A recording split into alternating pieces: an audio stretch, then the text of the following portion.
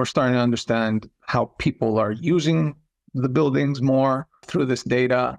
And I think by actually having and collecting all this data, we can actually create strategies and find operational conveniences, let's say, to make these properties A, either more efficient or B, more adaptive to our needs and things like that. Welcome to Buildings 2.0, where we dive deep into the technology, trends, and visionaries reshaping the very structures we work in. Here is your host, Jose Cruz Jr., CEO of Integrated Projects. Hey everyone, thanks for listening to another episode of Buildings 2.0.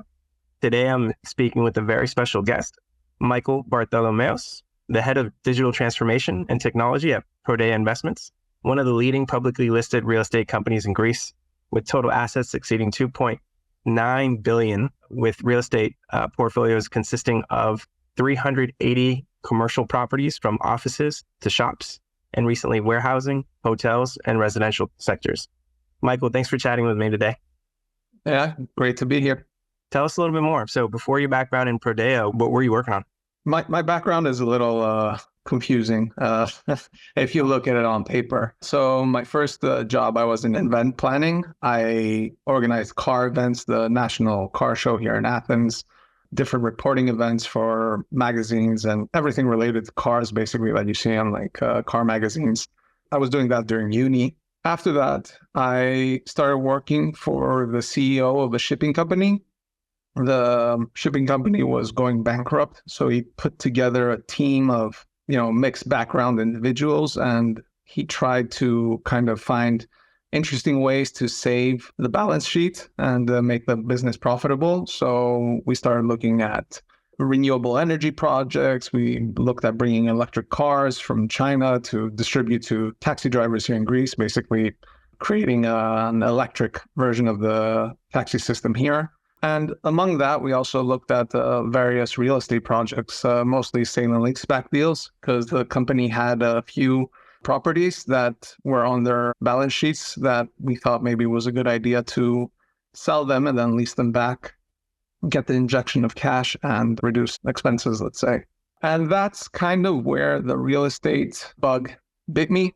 I really liked the whole concept of real estate and, using it to make investments, get profit back, and then just keep growing a portfolio.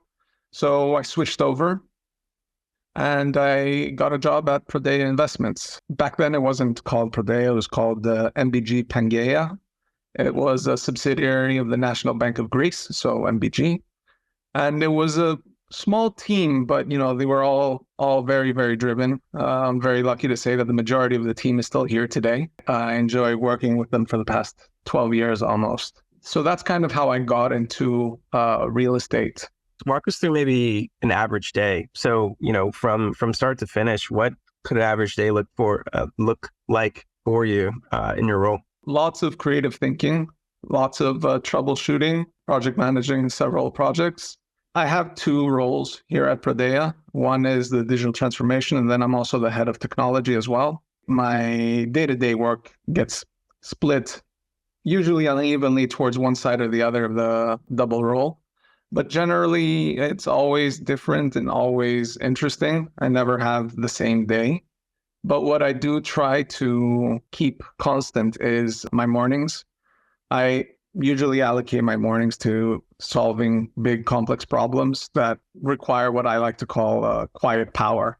And quiet power is my equivalent of, monk mode or whatever people are calling it these days. Quiet space, no distractions, and very, very strong coffee. And I usually block in this time, first hour and a half of the day, to get to my hands dirty on projects that need, my unabiding focus. Yeah. If there's nothing specific on the agenda regarding big projects, I use this time creatively. And I mean creatively, I've compiled a list of tools and platforms and different solutions that I've seen or demoed or, heard of in this Airtable. And I go through it almost every single day or whenever I have some free time in the mornings.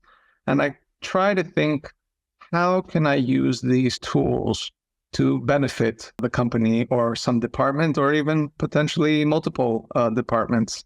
So that's the creative side, let's say, of my mornings. Midday, I'm usually on calls and alignment workshops or demoing products or actually getting my hands dirty in workshops and migration product projects. And I leave the last hours of the day for paperwork, emails, and number crunching. Number crunching is my favorite thing to do. I think I'm addicted to data. And I find that this kind of, reverse avalanche kind of approach to work has helped me out on a personal level, because at the end of the day, I tone everything down and I get to go home and actually relax and, be more calm with my family. I think that's a fantastic way to look at it. I think between learning, what's coming ahead, also addressing what's right in front of you, and being able to kind of allocate proper time is so important. You talked about being addicted to data. What does that mean? So basically, I was always very much into numbers and coding from a young age. I think I built my first website on GeoCities when I was 12. So yeah, I've always, loved how you can use data, because back then it was databases, basically, and HTML and SQL to kind of pull that information together to produce a product, being a website back then. But I actually became, a data junkie my first year here at PRODEA.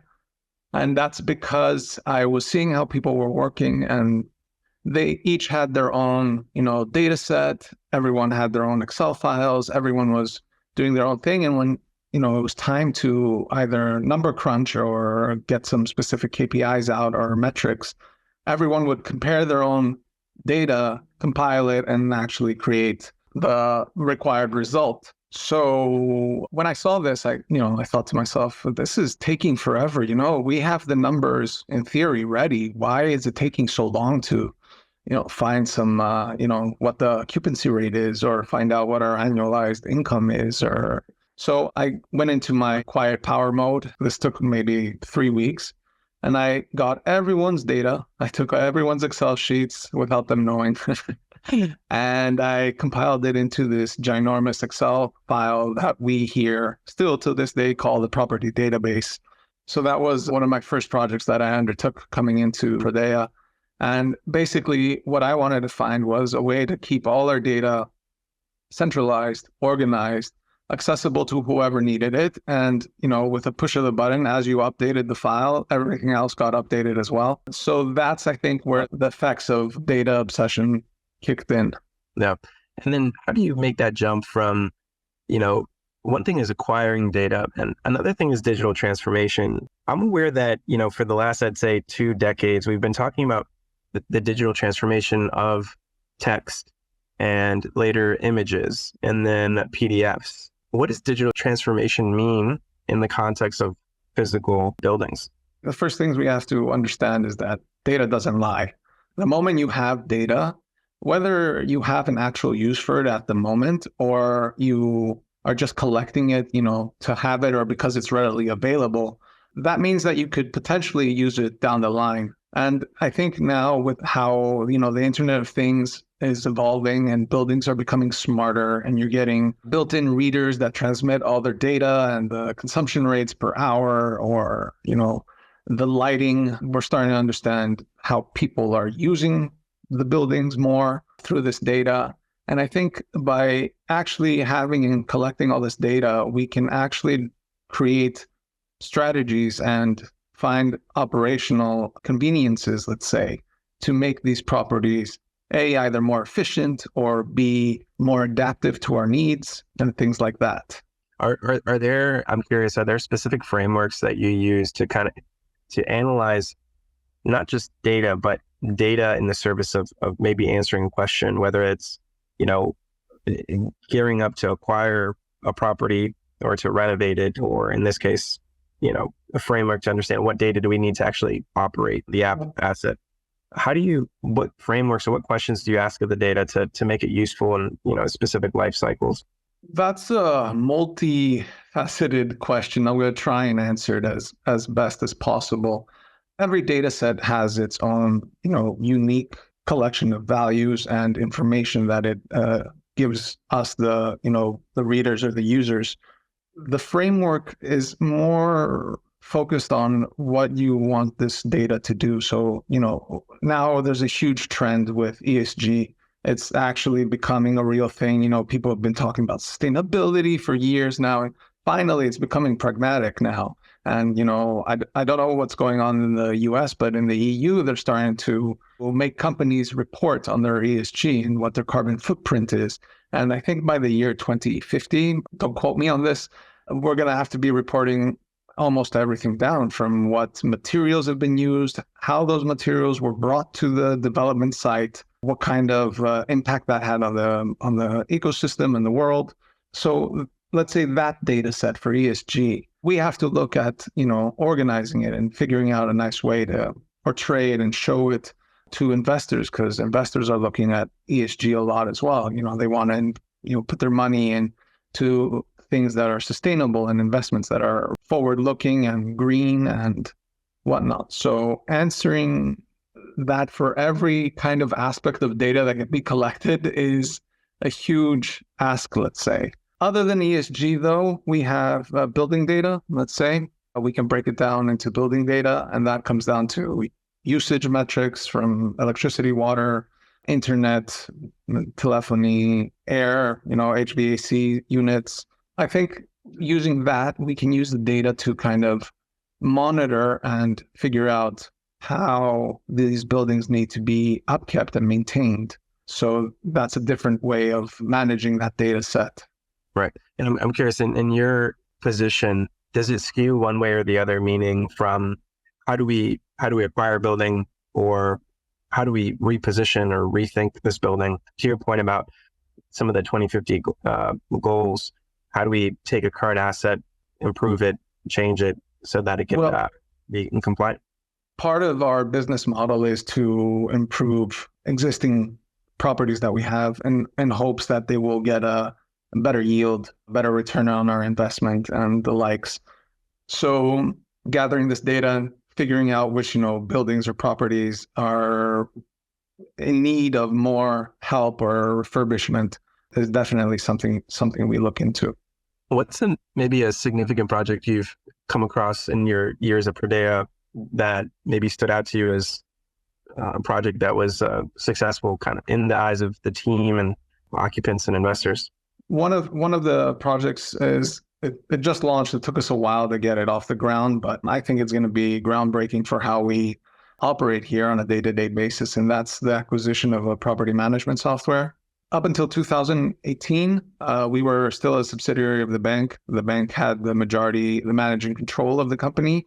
So anything we needed had to go through the bank's bureaucracy, and getting things approved was rather difficult. 2019, we became autonomous. The bank's shares got bought out by an investor, and we actually, were able to spread our wings, so to say, and execute our own business plan. So I think in 2019, we started thinking, what's the first thing we need to do? And that was get a property management software in place to streamline processes that were very manual, time consuming, like tenant management, lease management, facilities management, all these things. Because at that time, we were still a small team. We were 20 something people, I think. And we were managing a portfolio of 300 plus properties spread across Greece, Italy, Cyprus, Romania, and Bulgaria. So it was running us thin.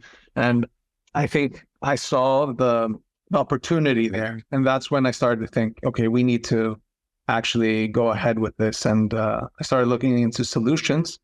And right when we were about to start, drafting up the RFP, COVID hit. So we had to switch our focus to kind of getting everyone aligned with the new reality that was working remote, getting up all our systems to be accessible, from everyone's homes, maintaining security and cybersecurity risks. It took a bit longer than necessary, but now we have initially signed with MRI Horizon. It's a company in the UK, US-based company, but we're speaking with the UK branch to install Horizon, which is their property management suite. And I think that's going to help everyone within the company streamline their day-to-day and automate as much as possible. I'm a big fan of automation. Yeah, it's so important. It sounds like perhaps the initial challenge now is just simply somehow centralizing a lot of databases or information that just seems probably spread out across PDFs, spreadsheets, other files, et cetera, and challenges. How do you kind of get everybody speaking the same language? Is that kind of a fair assessment? Yeah, that's exactly the case. And I think that's going to be the most difficult aspect of this project, is to get everyone on board. We call it digital transformation, but it's more user focused than it is tool focused. The tools are just there to help adapt to these changes and make things easier for the user. So I think, one of the main focuses that we've had as a company here in management is supporting it is, the entire user change management, and to help users, transition into this new reality. So digital transformation in and of itself is nothing new. In the context of real estate, how, or perhaps why, have you seen, based off your experience, a slow adoption within real estate as perhaps compared to, other industries? Is it because it's fragmented or otherwise? What's been your experience? So I think real estate has been, slow to adopt this whole transformation wave, simply because it's a slow moving business. It's not like trading stocks where things happen in seconds. And if you miss it, 5-10 seconds, you've lost your profits. Or it's not like supply chain logistics where you miss your shipping container and then it gets sent off to another port and then it's just chaos. Time, it is of the essence, but it's not detrimental to the success of, being a real estate investor. So I think that has kind of allowed people to be slower to adopt new technologies and new trends.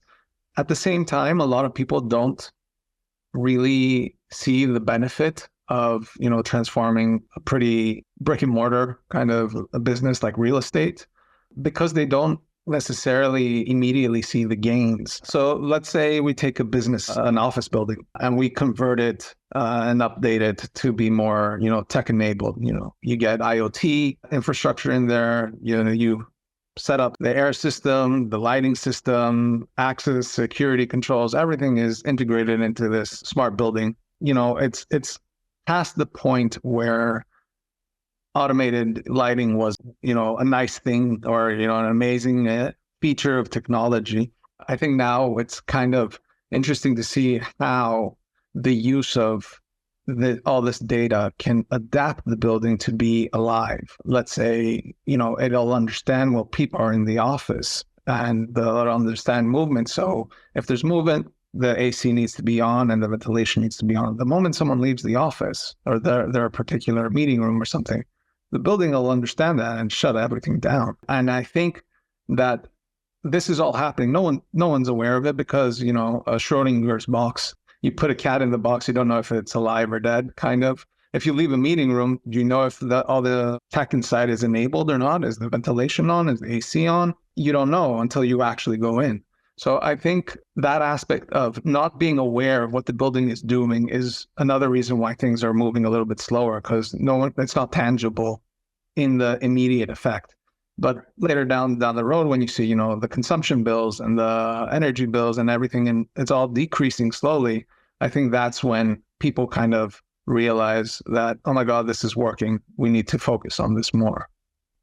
Just to zoom out for a second, because you mentioned something earlier that is still in my mind, and then zooming in, you're talking about everything from, smart IoT systems to HVAC systems. You're currently managing a portfolio of over 380 buildings or probably even more at this point.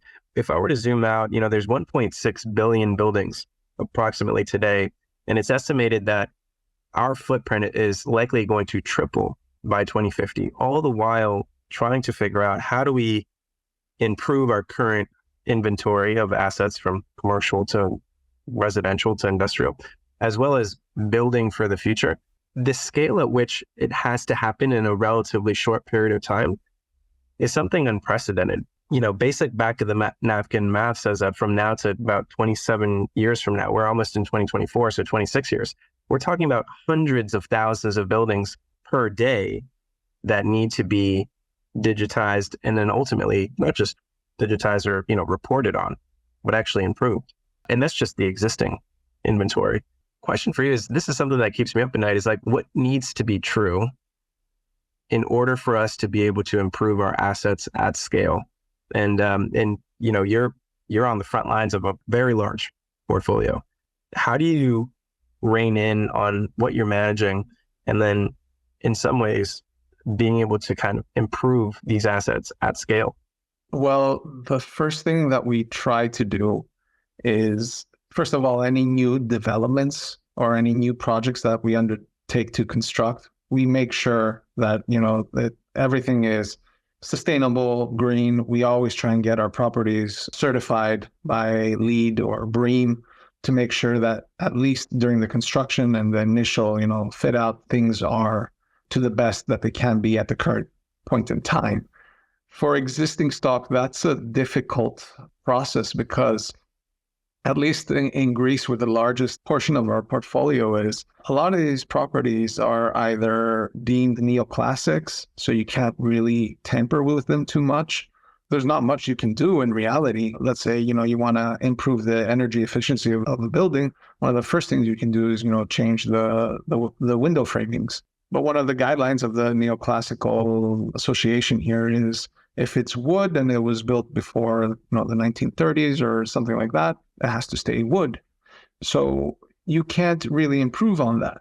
So there are a lot of roadblocks ahead, but a lot of new products and new processes that are coming out and new materials that can help you get the same results while being aligned with those guidelines and rules and laws. Looking forward, you said there's 1.6 billion worth of buildings around the world. I think the request to digitize and make them all sustainable and green, unfortunately, I don't think it's possible. I think a lot of them we're going to have to tear down and rebuild from the beginning just to be able to reach the specific and ever-growing standards of, what sustainable means, because sustainable 10 years ago isn't what sustainable is today. So if you renovated a building 10 years ago, maybe in 5-10 years from now, it might not be green anymore. So it's just this cycle of constant improvement to create more efficient and more, technologically advanced and more sustainable products out there. So I think it's going to be a mix of, tearing down old buildings that can't reach the goals that you need, replacing them with new ones until we get to the point where everything's all right. And you alluded to this, but looking ahead, what are some of the innovations in technology that you think are going to have the most significant impact on portfolio you're managing? You mentioned things like property management tools. Are there any other existing or emerging technologies you're paying attention to? Yes, on a personal level, there are several things that I'm looking into. It's still a bit advanced for the Greek standards, I think. You have all these aspects of AI coming around. Imagine putting AI in a building that has data sensors everywhere.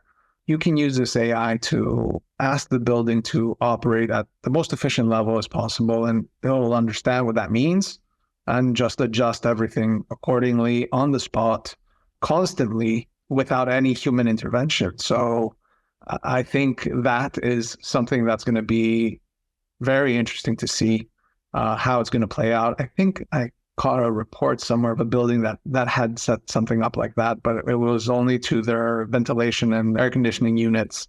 But I'm thinking even further, maybe, it'll be able to tell when someone's in a specific room and forward all their calls to the phone device that's there. I know we have mobile phones and everything, but, it's just an extra level of automation that could happen behind the scenes without anyone knowing. And I think that will liberate and make work environments so much more interesting and adaptable. One more thing that I like, I'm keeping a very close eye on, but that is miles ahead from Greece. I think abroad it's starting to happen is tokenization and using assets as digital currencies to either raise money or, distribute ownership between properties. And I think that's a very interesting way of how to get more people on board with investing in real estate, because not a lot of people have, the assets to go and buy a unit and flip it or rent it out to make some side money.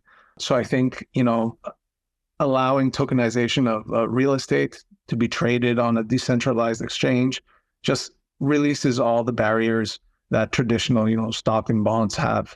on trading real estate and investing in real estate. You nailed it. I think both AI as well as the ability to rethink ownership is so fundamental in making sure that it's, as accessible as ever. I think you nailed it. Are there specific pieces of advice that perhaps maybe you're maybe 10 years younger or 15 years younger you'd be giving to folks getting into real estate, things to maybe frameworks to rethink how real estate has been considered to date? Someone coming in to your position, what should they be thinking about? In digital transformation, we focus on the 3 Ps. That's people, processes, and the products. The first and most important is the people. You want to involve them so that they can feel part of the change and understand it. And that way it makes it easier for them to embrace the change. You also need your leadership to stand behind the change and kind of foster a culture of improvement so that, everyone is always kind of forward thinking. It's a collective process transformation. And you also, at the same time, can't, you have to address the expectations of the person that's receiving this change. You can't overpromise and you can't underpromise, because then it's not appealing to them to partake and actually take in the change. The second P is the processes. You need to streamline and engineer processes to use digital tools. And usually that means mixing things up a lot. You have to make sure that what you are providing will enhance the users and enhance the workflow and reduce the amount of manual effort that's required on their end. And the last one is the product. The product is, there's hundreds of choices, I think, nowadays for the majority of the problems that people face. So it's important to not get shiny silver object syndrome. Not everything is mandatory. Not everything is necessary. It's good to have the bigger picture, in the back of your head, but you also don't want to just, get every single tool that exists, a project management tool, a property management tool, ERP system that helps with like workflows and stuff like that. You need to kind of be calm and collected and think about how one of these tools or which one of these tools can benefit the largest amount of people within your organization or your company. And the last is within the product is you need to collect data. And I'm saying this not as a data junkie, but just start collecting data as soon as possible. It doesn't matter if you know what it's going to be used for or not. Just collect as much of it as you can, because down the line, most likely you're going to need it. Even if you haven't thought of why today, maybe in 2 years, 3 years, you're going to need it. And it's going to be a lot easier if you have collected it to sort it than to try and go back in time and find out what the data was. 100%. That's all the time we're going to have to cover for today, but extremely insightful. I think you talked about the importance of data, the kind of 3P framework of people, process, and product. Some of the rising regulations, as well as like where the market is going. Michael, you've been incredible, and I can't wait to do a part 2. Before we wrap up, is there, if folks want to follow you, what's the best place for them to go? I am currently on LinkedIn and I'm building a blog. It hasn't launched yet, but what I plan to do is bring this corporate enterprise digital transformation knowledge down to like freelancers and solopreneurs and small businesses to kind of help them benefit from all these tools that are out there.